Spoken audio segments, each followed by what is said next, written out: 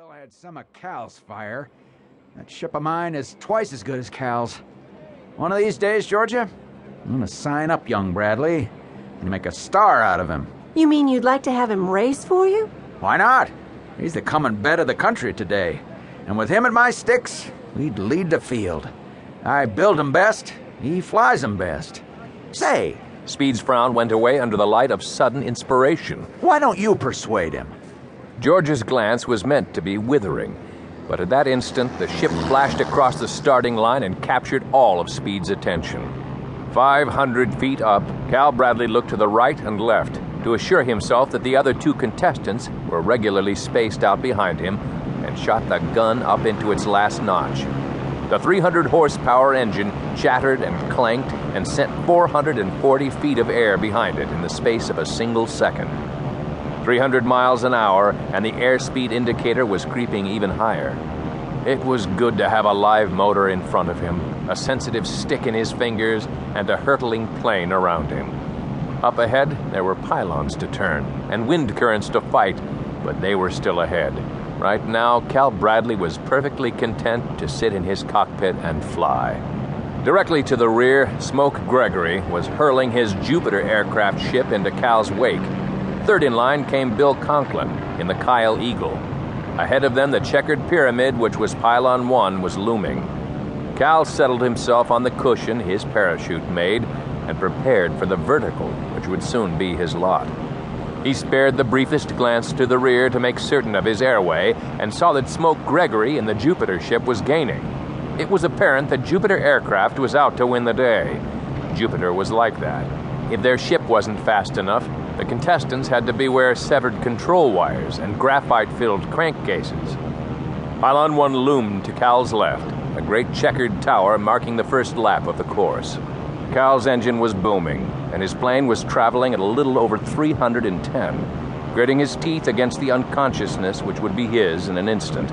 He slapped his ship into a steep vertical and went around.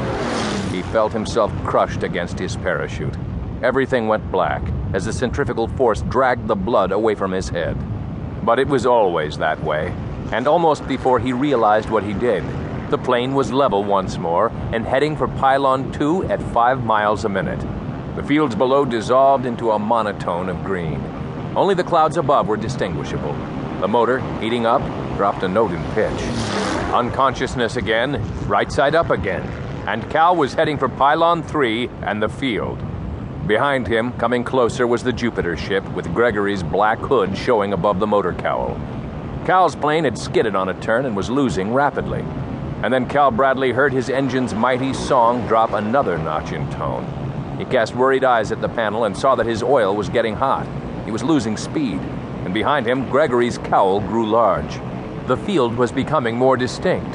Cal could see the grandstand with its rows of upturned faces and its fluttering pennants.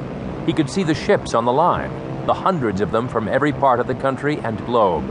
He could even see the oil trucks where the refueling was done.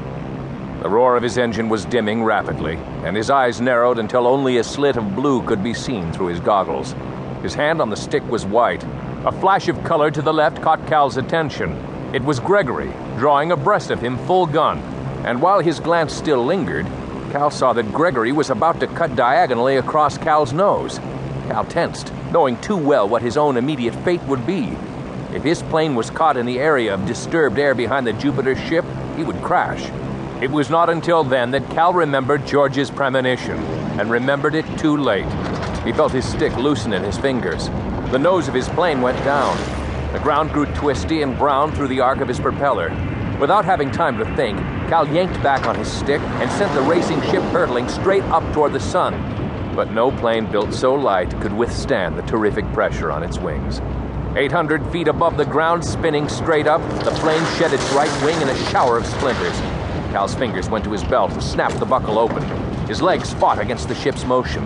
The ship turned and headed downward at a speed over 200 miles an hour. With something like a prayer, Cal Bradley flung himself away from his shattered plane and pulled the ripcord of his chute at the same instant. No time here to count to 3. The ground was hazy with nearness. The brown gravel was a racing blur beneath. Cal felt himself rolling over and over through space. Something slithered out behind him, and then he fell...